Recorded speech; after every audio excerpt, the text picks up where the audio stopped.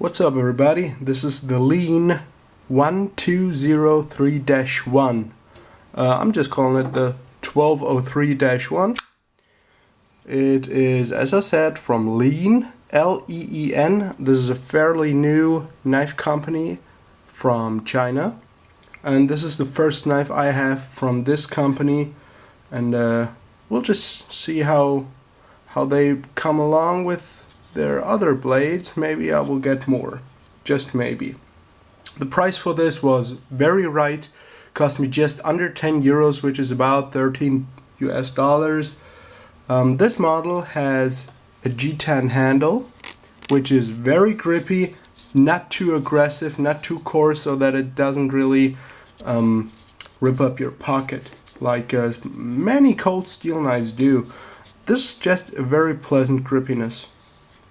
It has jimping on top, which is very aggressive, gives you a lot of dexterity. It's almost too sharp, so you can see my thumb right there. It really digs in there, but I really like that. In a small knife like that, if you use it hard, it's nice to have. So I have made some notes off camera. Just when I used the blade, I noticed some stuff, and when I inspected it a little bit more, so I just took some notes. Yeah, one thing that's really bugging me is, let me change background a little bit. When you see the knife like that, you can see that the line here doesn't extend to the blade. It's kind of tilted up. If you just disengage the lock, let me get a notebook here, and you just push on there so it's even with the line of the handle, this just seems more natural, like that. But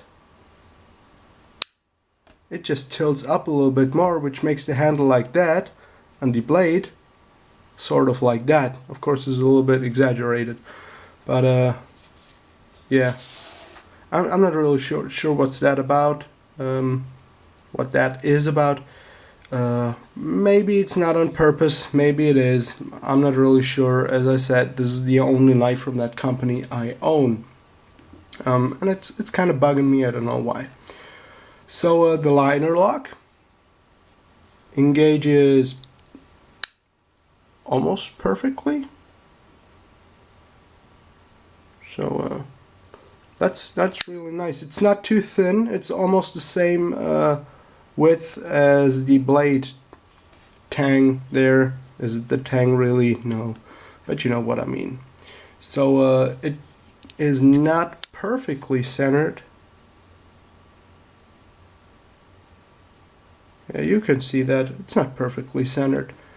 The pocket clip is blackened, which I absolutely love. This is a great detail, and they really paid attention.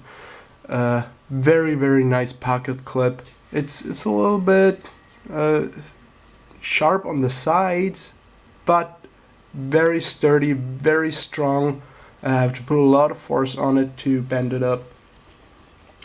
It's just a very nice pocket clip. It's not reversible, but I don't know if you can see that, maybe from that side. Let's open up the blade. There are holes on the scale, holes in the scale for a pocket clip, but no holes on the G10. So probably it was supposed to be a reversible pocket clip. Well, from right side tip up only to left side tip up. But they didn't really follow through with the handle scale. The thumb studs are really large, ambidextrous, and you just saw the problem I have with those. They are really slippery on top and rounded off, a little bit too rounded off, but they are thick in diameter, so if you get your thumb on there like that, you can't really get a good opening on it. But if you have your thumb just below, you can open it up really nicely.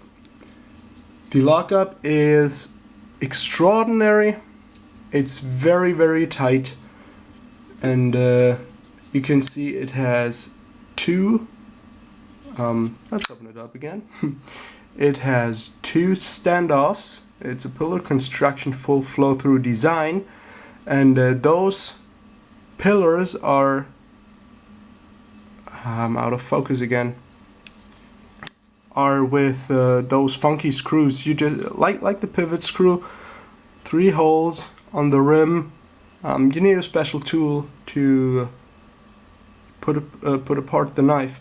And one, which are something I really like, the 2 pillars, just 2 pillars, and 1 pillar acts as the stop pin of the blade. So this is a very clean design. Really like that. Yeah, the deployment is wicked fast when you get it right. You can open it slowly. Yeah, didn't really get my thumb in there. So if you have the right technique, it works fine. Deployment is pretty good, as I just told you. The blade is quite small in comparison to my hand, 440C, and it's a hollow grind with a quite thick secondary bevel. Has a very noticeable shoulder, and during using this knife, I really felt it didn't perform too great. Heat treat is decent, I would say, not pretty good. Well, I cut up one big cardboard box and it didn't really do too good. Yeah, so that's just something to consider. You don't get for 13 bucks a great steel, you don't get a great heat treat, you just get a decent knife. So for minor chores it's good, but after one cardboard box, let me get some paper. I have to reach here. I haven't sharpened this up, I just cleaned it up with WD-40 a little bit because it had some glue. So it's still sharp, not too sharp. Has some rolls. Yeah, you can't see that, but you can feel the burrs on the secondary bevel on the edge. So not perfect. What else? It came sharp. It surely came sharp from out of the box. But what good is a nicely sharpened blade if it doesn't hold an edge for long? So you get a 3 3/4 hand grip, I would say, finger grip, I mean.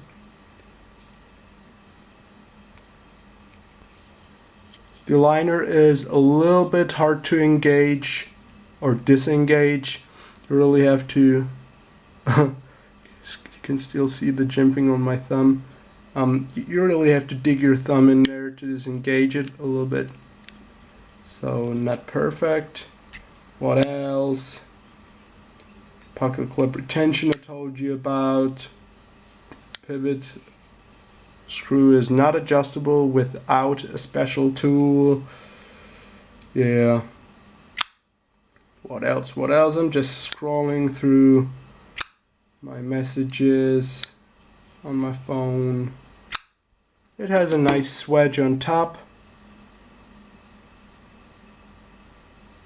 Yeah. I think that's almost it. I think that's it. Yeah. A little bit rambling, and I'm sorry for that, but I just took notes, random notes, and they just helped me to get through. I probably didn't forget anything about this knife. It's not overly thick. It's just a very nice knife. And hold on for 1 second.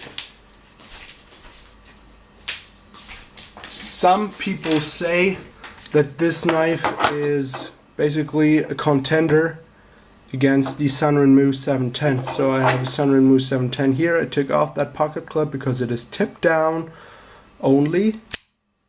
And this one is a very, very sturdy frame lock. There's not a review about that, but just to give you a comparison, let me get a darker background here of those two knives. So quite similar in shape.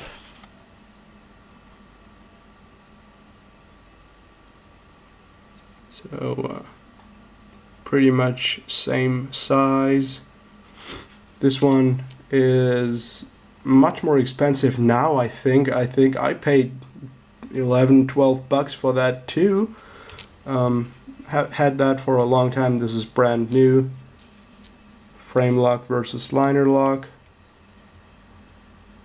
And they make this one as a frame lock too, and another G10 model with some grooves in there, which is nice, but it costs like $6 more, and I said, fuck no. So it's a nice knife. I told you the downsides of it, so you can make a real good judgment now if you see that knife on eBay or wherever you might get your knives from. It's a nice little blade, won't carry it too much. I have much better blades.